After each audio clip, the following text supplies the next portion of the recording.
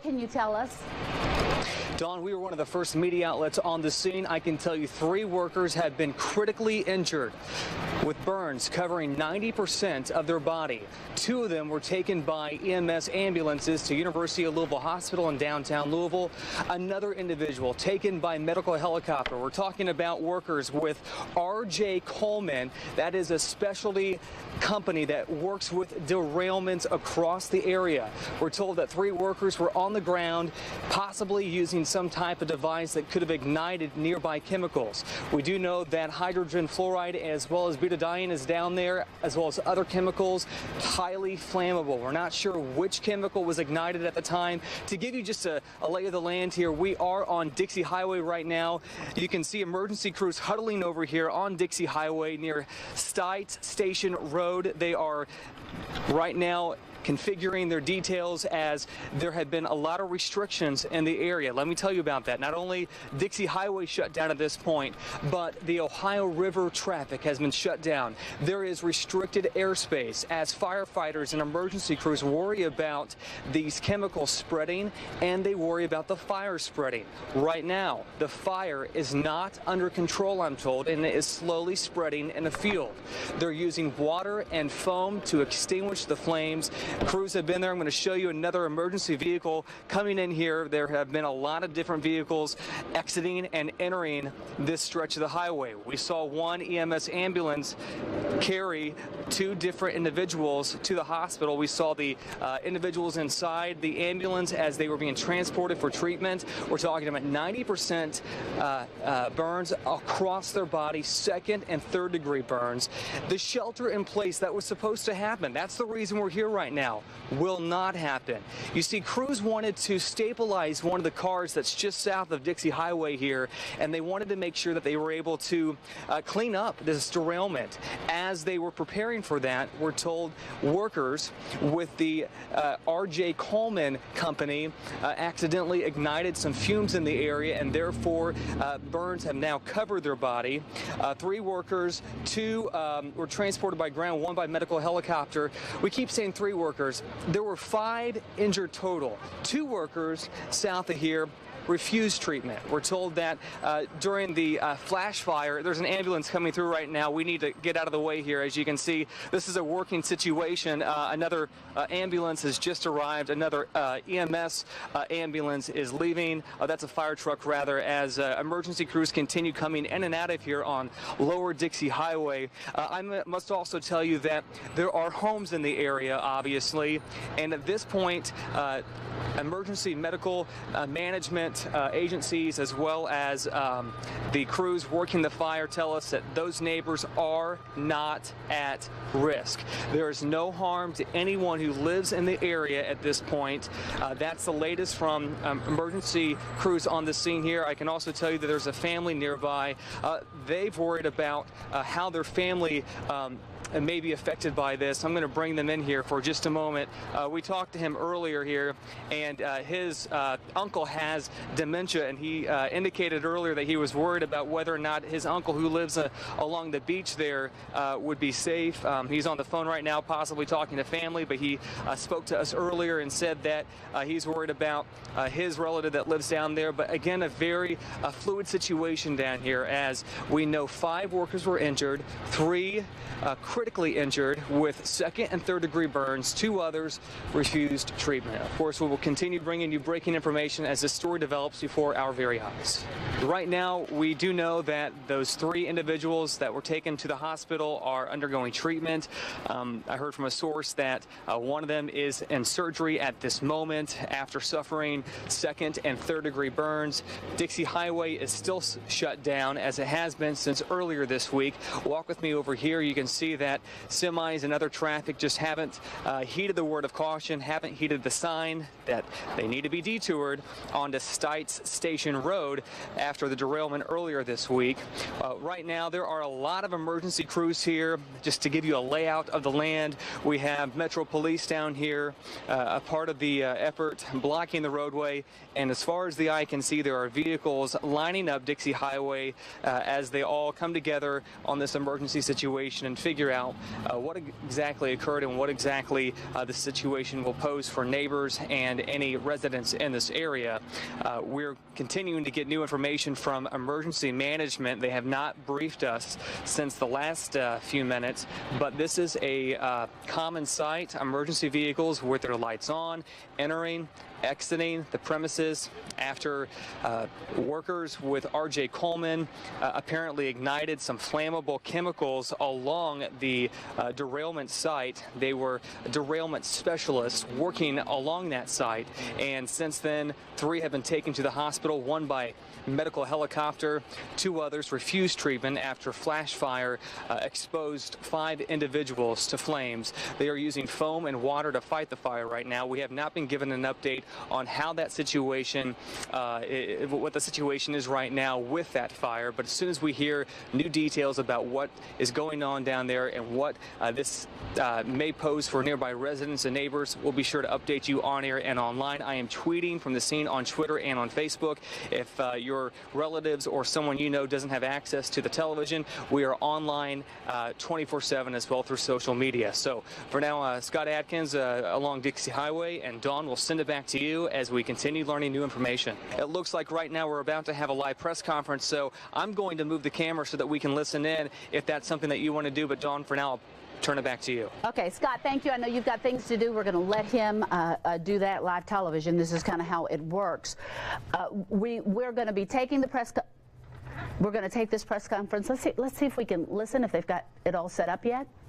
Waiting, and 5 miles is a shelter-in-place outside limit. Right now, we're about to go live to a press conference here with Doug Hamilton. Doug is here in the trench coat, and he's going to give us an update on exactly what is unfolding at this hour. Doug, what can you tell us at this point as far as what neighbors should heed? Start with fire operations that are going on right this minute so that you know what's occurring. Colonel Harrison will give you that briefing on fire operations, and then we'll let you know what we're going to do as a result of that. Colonel? Right now, we've got a fire burning in. Well, that is a press conference that is just wrapping up here on Dixie Highway. It's been going on for the past several minutes as we continue learning more about the situation that is actually occurring on the derailment site. We'll continue briefing you on air and online. We'll send it back to you in the studio. Let's go straight to the scene now with Scott Adkins, who's been there since this explosion shortly after 1 o'clock. Scott? R.J. Coleman is the company involved here, and we know that butadiene residuals are burning right now as we speak. Those residuals will burn basically until there is no more butadiene within the tank. The safest way to approach this situation is to let everything inside of the tank where the explosion and small fire occurred burn out. There's less than 1,000 gallons of butadiene there. Around 1 o'clock, R.J. Coleman workers specializing in train derailment ignited vapors. This occurred at the site of the P&L train derailment near West Point. The site is adjacent to hydrogen fluoride tanks as well. The fire happened as workers separated equipment connected to the derailed cars. EMA Director Doug Hamilton confirms the workers were using blowtorches. You're seeing ambulances exit and enter Dixie Highway where this site occurred. Let's now hear from one of the lead assistant fire chiefs who took over the situation, making sure that everyone was safe on site and nearby. Is on fire.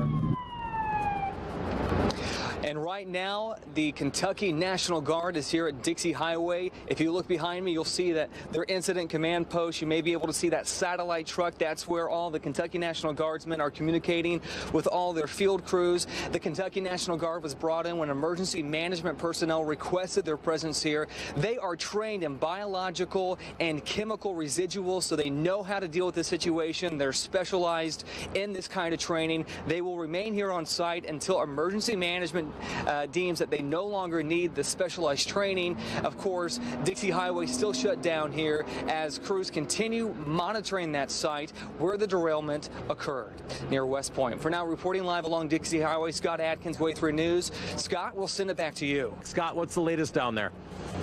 Well, within the last 2 hours, the Kentucky National Guard has arrived here on Dixie Highway, assisting emergency responders. You can see their incident command post, the satellite atop that vehicle. They are assisting all emergency responders at this point. This is the 41st EST. They are making sure that they have the proper precautions in place. They deal with these biochemical hazards. That is what they are trained in. As you mentioned, there is a 1.2-mile radius evacuation order, and it is affecting residents throughout the area. You're seeing ambulances enter and exit Dixie Highway here after they shut down Dixie Highway Monday. Today, that evacuation in place. Those who live along Dixie Beach Lane have definitely been affected, included Michael Langley back out here live. Michael, you live on Dixie Beach Lane. First off, how does this make you feel knowing that you can't even return to your home? I mean, it could be worse. I mean, at least everybody's safe and sound, at least us and our neighbors. We've got, animals still at home that we're concerned about, but, hopefully we'll get back in before, they're home alone too much.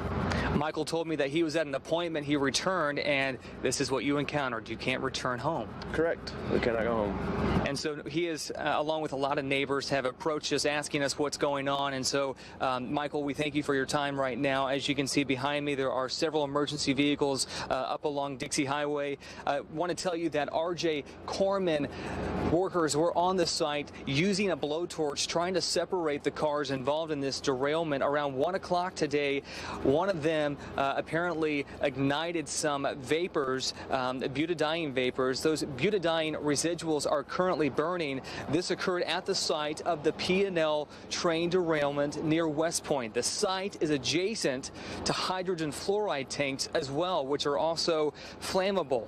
The fire happened as workers were trying to separate those tanks. The flames and flash fire hurt 5 people. Right now, the Kentucky National Guard is here. They are monitoring this area. There are several different agencies here, along with local and state. We're told that an investigation will follow, and federal agencies will be brought in, and they will go down there to that site to see what went wrong and what procedures were followed. But for now, gosh, a lot of people just praying for those workers who are injured and families who can't return home. For now, working for you live along Dixie Highway, Scott Atkins, Way 3 News. Scott, we'll send it back to you. What's the latest, Scott? Well, right now, Kentucky National Guard continues the roadblock here on Dixie Highway. They are canvassing the area. I do want to show you a new apparatus that the Kentucky National Guard deployed. We'll have our photojournalists zoom in up here. We're the only media outlet here stationed with the National Guard. We had to move because their vehicles took some of the parking that the outlets were parked in. You're looking at an apparatus that the Kentucky National Guard set atop this small embankment. What we're told is that it measures the air quality. You have heard about these evacuations. This is one of the mechanisms that the Kentucky National Guard is using to monitor the air quality. A slight breeze out here after this train derailment. Take you back in time, 1 o'clock. R.J. Corman personnel were working on an area of this train derailment. Around 1 o'clock, the workers somehow ignited vapors. This occurred at the site of the P&L train derailment near West Point. The site is adjacent to hydrogen fluoride tanks. The fire happened as workers separated equipment connected to the derailed cars. EMA Director Doug Hamilton confirms the workers were using blowtorches. The flames and flash fire hurt 5 people, sending 3 to the hospital, 1 critically hurt. Very critical is what we're told. Neighbors continue pulling up to the scene and learning that they cannot return home. Here's one neighbor who we just spoke to who dropped by. Tell you. Above and beyond that, you got to consider, the workers that are down there, trying to make sure that we're safe. So just try to keep things in perspective. Keeping things in perspective as so many of us keep our thoughts and prayers with the 3 injured workers down there at the site. 22 guardsmen and women are here on Dixie Highway monitoring, helping out emergency personnel. They are trained, skilled guardsmen. They are trained with learning chemical agents and biologicals. But we'll go ahead and wrap it up here as we continue monitoring the situation. Again, this is exclusive live video here, the only media outlet here with the National Guard, as we monitor what happens as the hour progresses and we learn more about that train derailment and the fire that is still burning. For now, working for you live along Dixie Highway, I'm Scott Atkins. We'll send it back to Scott Reynolds.